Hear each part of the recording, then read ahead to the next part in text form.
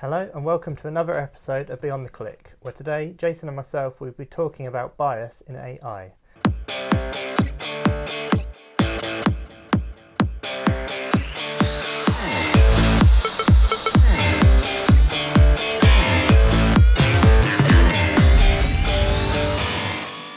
So Jason, have you found any bias in AI? Yes, I have, Bradley.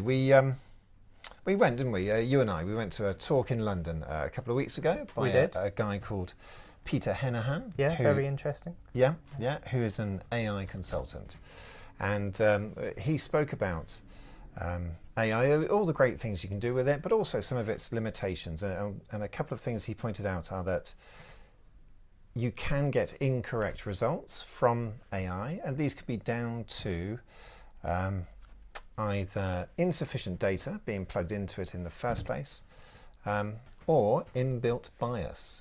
And anyway, so made a note at the time. There could be bias in AI. I would take that away with me and then just bear it in mind. Okay. Fast forward to today, and I saw on Twitter, or X as it's now known, a tweet from a guy talking about how Gemini, sort of the new kid on the block, Gemini clearly has a very clear bias. He'd asked it to sort of define a typical British woman, and it sort of, the answer it gave wouldn't be pigeonholed, and sort of failed to meet his expectations, I think. Okay. So he was a bit annoyed about this, which led me to think, well, actually, I'm going to do a bit of investigation, see what's really going on. You know? Okay. Yeah. So what tool did you use, and what opinion did you come from using this? Yeah.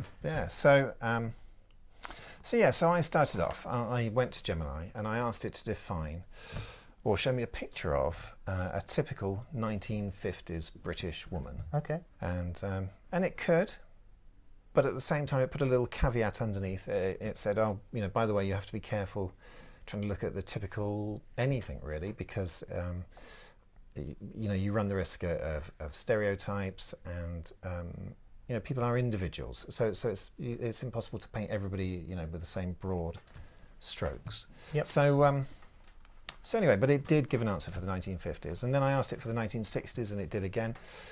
I asked it for the 1970s, and at that point it said, no, I can't give you a typical British woman in the 1970s because there's no such thing. By then, women had become so diverse, there's no point trying to define them, to define what a typical woman was.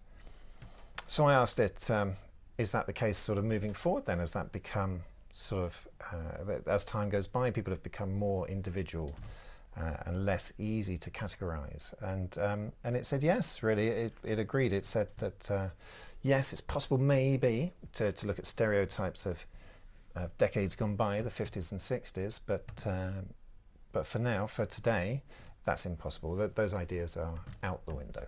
Okay, but how did Gemini come to this conclusion? Yeah, no, interesting. It I asked it that. I asked, well, why it believed that, and it said yeah, basically it was down to 3 reasons, and I'm going to need my glasses for these. Okay. But increased mobility, evolving identities, and the increased emphasis on individuality. And it said that because of these reasons, we might be able to talk about a typical woman, like I say, in the 1950s, but we certainly can't talk about one now. Okay, so with this information, what does it mean for marketers? Yeah, no, good question. So we're in marketing, obviously, and traditional sort of logic has it that if you want to market a product, you look at the sort of typical person who might want to buy that based on all sorts of criteria, such as whether or not they're a homeowner, income bracket, all these types of things. But actually what Google is saying, what Gemini is saying, is in fact that those days are completely past, that you shouldn't look at those sorts of things anymore. That there is enough data out there held in Google and other places about people's search history, about their buying history, for you to be able to target people on an individual basis and not worry about what is a typical person You don't need that information. What you need to know is,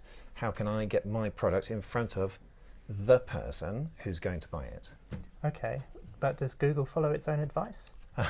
So, yes and no. So, yeah, if you are in Google Ads and you are setting up a new campaign, you can see that it's possible to take Google's logic and apply it, and to look for or to tell it to put the ads in front of people who have searched for certain things, who have clicked on certain things, who have looked at certain things, shown an interest in.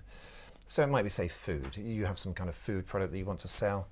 You can look at people interested in food, and then within that, people are interested in fast food, and within that, you can really drill down, really get granular.